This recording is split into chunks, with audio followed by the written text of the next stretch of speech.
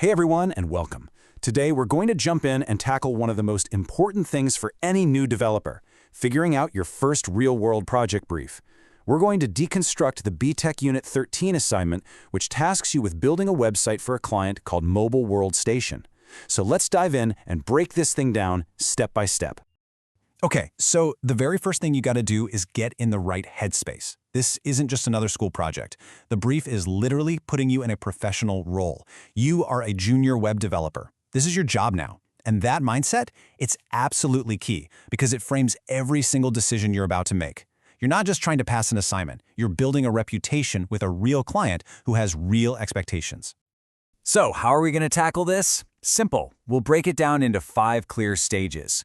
First up, we'll make sure we understand the mission. Second, we'll dig into what the client specifically wants. Third, we're going to draft the blueprints, which is super important. Fourth, we'll talk about how to justify your design choices. And finally, we'll run through a quick checklist so you know exactly what to hand in. All right, let's kick things off with part 1, your first big project, and really getting a handle on your mission here. You know, you see this term assignment brief, and it sounds all formal and a bit intimidating, right? But what is it really?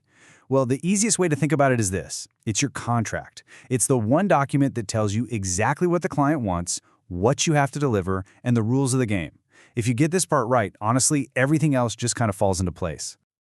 Now this slide, this is where it all comes together. It boils everything down. Your client, Mobile World Station. Your goal? It isn't just to build a website. It's to promote their stuff, phones, accessories, the whole shebang. And your target audience is, well, it's huge. Anyone interested in buying mobile phones. That tells you right away the site needs to be super clear, easy to use, and appeal to a really wide range of people. Okay, so we've got the big picture. Now, let's move on to section 2, the client's wish list. This is where we get into the real nitty-gritty of what you're actually going to build. The first big number you need to burn into your brain is 8. Not 7, not 9. The client has specifically asked for an 8-page website. This is one of those non-negotiable things, and it's going to be the foundation for your sitemap and the entire structure of the project. And of course, it's not just about the number of pages, right?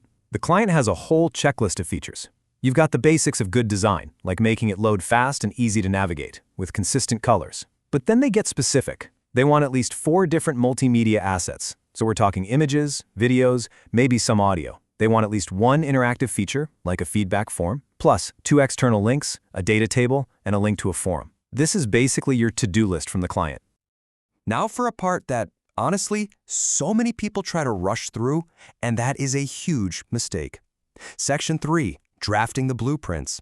This is all about planning before you even think about writing a single line of code. I absolutely love this idea because it's just so true. You wouldn't start throwing bricks together to build a house without blueprints, would you? Of course not. And you shouldn't build a website without a plan either. Your design documents, your sitemap, your storyboards, they aren't just extra paperwork. They are the professional foundation that proves you've really thought this whole thing through. And the cool thing is, the brief actually lays out a clear 4-step planning process for you. First, you're going to create a sitemap to map out your 8 pages. Then, you'll design a storyboard for every single page to plan the layout. After that, you'll make a list of every single asset you plan on using. And finally, you'll put together a test plan to make sure everything works perfectly. Okay, so you've got your plan, you've got your blueprints, but that's only half the battle. Now you have to be able to defend it. And that brings us to section 4, justifying your design. This is where you go from just following instructions to making real, expert decisions. The brief throws this term at you, alternative solutions. And you might be wondering, what on earth does that mean? It's pretty simple, actually. It just means you need to think like a real designer. For instance, you could go with a traditional multi-page website, great for SEO, very familiar. Or you could consider a more modern single-page design.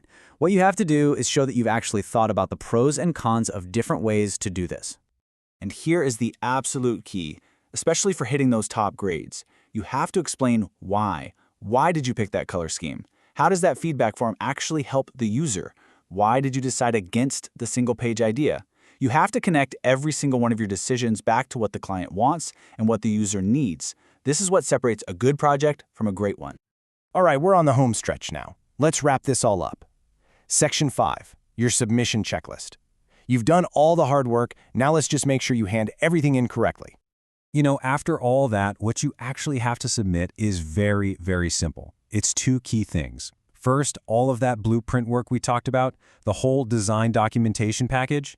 And second, that super important report where you justify all your design choices. That's it. Two core things to deliver. And if you're wondering how this all connects to your grade, well, here it is. Creating those basic design documents, that'll get you the pass criteria. Going into more detail, exploring those alternative ideas, planning out interactive features, that's what pushes you into merit territory. And to get that distinction, you have to clearly and professionally justify every single one of your design decisions. So there you have it. You're not just a student with an assignment, you're a junior developer. You have a client, you have their wish list, and you have a professional plan. You are absolutely ready to start designing this thing. So I'll just leave you with this one question to get you started.